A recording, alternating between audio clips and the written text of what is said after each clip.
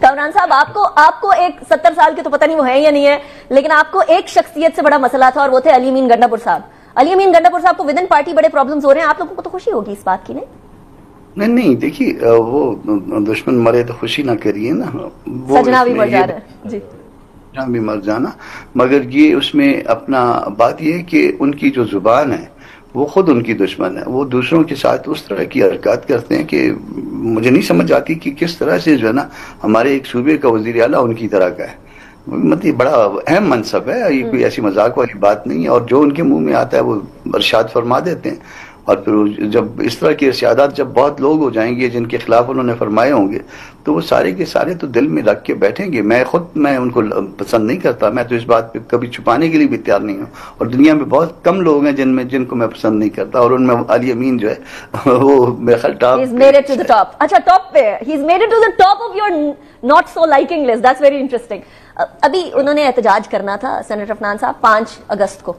آپ لوگوں نے اس سے پہلے اس فیصلہ سامنے آ گیا، آپ لوگوں نے تو نہیں بولوں گی لیکن چلیے وہ سمجھتے ہیں کہ پریشرائز کر کے فیصلہ دیا گیا. اب انہوں نے 14 اگست کی تاریخ ہوئی دی ہے، دفعہ 144 14 کے آگے 4 لگا دیں 144 بن جاتے ہیں.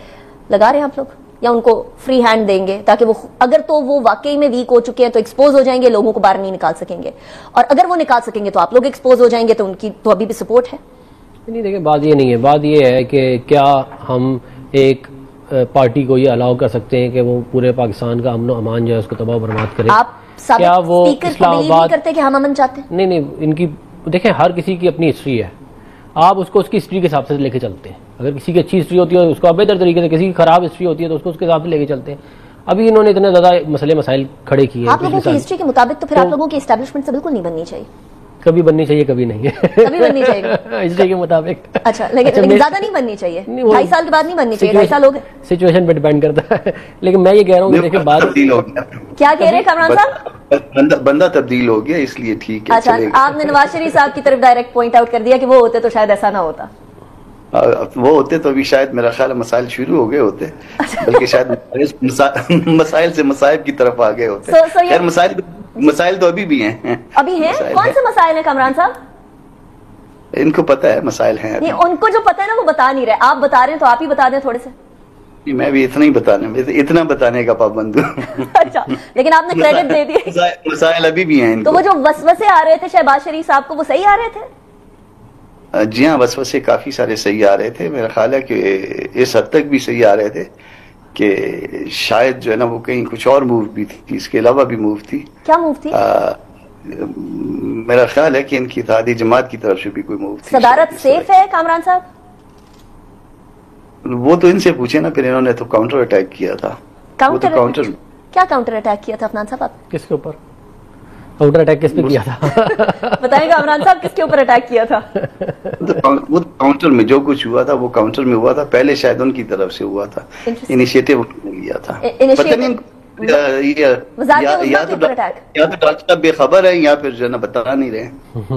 بے خبر تو نہیں ہے، خیر وہ مجھے لگتا ہے وہ بتا نہیں رہے، ان کی مسکراہٹ بتا رہی ہے. لیکن مجھے بتا دیں آپ کے اتحادیوں کی طرف سے آپ لوگوں پہ اٹیک ہو رہا تھا. ویسے کامران صاحب نے شہباز شریف صاحب کو کریڈٹ دے دیا کہ اگر نواز شریف صاحب ہوتے سچویشن ڈفرنٹ ہوتی. یہ ہے تو دیکھیں میاں نواز شریف صاحب کی بڑی خدمات ہے اس ملک کے لیے، ان کا کمپیریزن جو ہے وہ ظاہر ہے کسی اور سے میں تو نہیں کرنا. شہباز شریف صاحب سے بھی نہیں، کسی سے بھی نہیں. میں سمجھتا ہوں جو ان کا اسٹیچر ہے وہ کسی کا بھی نہیں ہے. اب لیکن حکومت میرا خیال ہے کہ اسٹیبل ہے. یقین ہے آپ کو؟ دیکھیں جتنا یقین اس ملک میں کیا جا سکتا ہے اتنا ہی یقین. مطلب نہ ہی سمجھے؟ نہیں سمجھے، میرا خیال اسٹیبل ہے. آپ کا خیال ہے یا آپ کی خبر ہے؟ خبر بھی یہی ہے اور خیال بھی یہی ہے. اچھا یہ بتا دیجئے گا کہ کیا آپ لوگوں پہ اٹیک ہو رہا تھا آپ لوگوں کے اتحادیوں کی طرف سے؟